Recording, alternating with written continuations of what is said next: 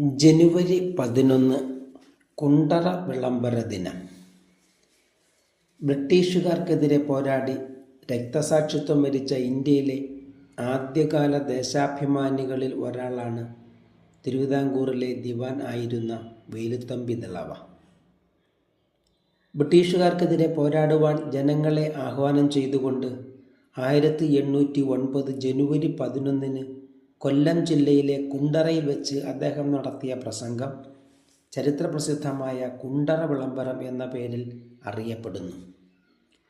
ബ്രിട്ടീഷുകാരുടെ അമിതമായ ഭരണ ഇടപെടലുകളും തിരുവിതാംകൂറിനുമേൽ അടിച്ചേൽപ്പിച്ച സൈനിക ചെലവുകളും നാടിൻ്റെ സ്വാതന്ത്ര്യത്തിന് ഭീഷണിയായപ്പോഴാണ് വേലുത്തമ്പി ദളവ ബ്രിട്ടീഷുകാർക്കെതിരെ പോരാടുന്നത്.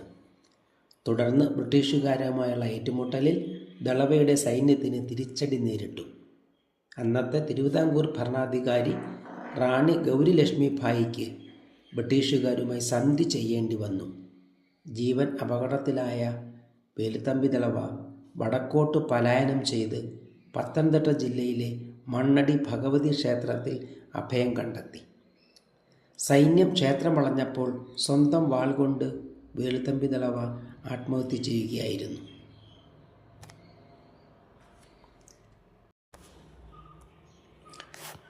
ലോക നന്ദി ദിനം. അനവധി ആളുകളുടെ പലതരത്തിലുള്ള സേവനങ്ങളുടെയും സഹായങ്ങളുടെയും അടിസ്ഥാനത്തിൽ മാത്രമാണ് നാം ഓരോ നിമിഷവും ജീവിച്ചു കൊണ്ടിരിക്കുന്നത്.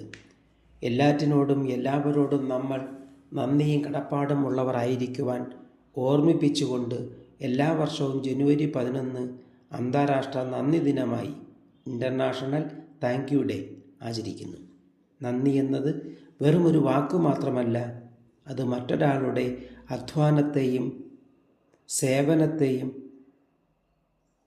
വിലമതിക്കുക എന്നതിൻ്റെ അടയാളമാണ്.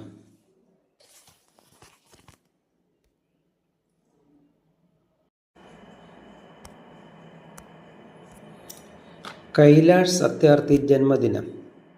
കുട്ടികളുടെ അവകാശ സംരക്ഷണത്തിനും അഭിവൃദ്ധിക്കും വേണ്ടി അനവധി പോരാട്ടങ്ങളും സംരംഭങ്ങളും നടത്തിക്കൊണ്ടിരിക്കുന്ന ലോകപ്രശസ്ത ഇന്ത്യൻ സാമൂഹ്യ പ്രവർത്തകനാണ് കൈലാഷ് സത്യാർത്ഥി. 2014 സമാധാന നോബൽ പുരസ്കാരം കൈലാഷ് സത്യാർത്ഥിക്കും പാകിസ്ഥാനിലെ മലാല യൂസഫ്സായിക്കുമായി പങ്കിട്ടു നൽകുകയായിരുന്നു.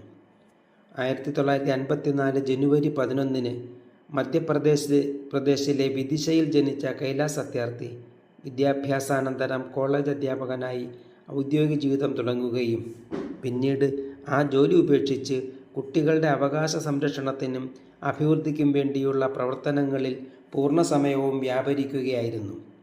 കുട്ടികളുടെ അവകാശങ്ങൾക്കും സുരക്ഷയ്ക്കും വേണ്ടി പ്രവർത്തിക്കുന്ന ബച്പൻ ബച്ചാവോ ആന്തോളൻ എന്ന സംഘടന സ്ഥാപിച്ചു. ഇംഗ്ലീഷിലും ഹിന്ദിയിലും എഴുതുന്ന നല്ല ഒരു എഴുത്തുകാരൻ കൂടിയായ അദ്ദേഹം every child matters, will for children തുടങ്ങിയ ധാരാളം പ്രശസ്ത ഗ്രന്ഥങ്ങളും ബാലവേദയ്ക്കെതിരെ നിരവധി ഗവേഷണ പ്രബന്ധങ്ങളും റിപ്പോർട്ടുകളും പ്രസിദ്ധീകരിച്ചിട്ടുണ്ട്.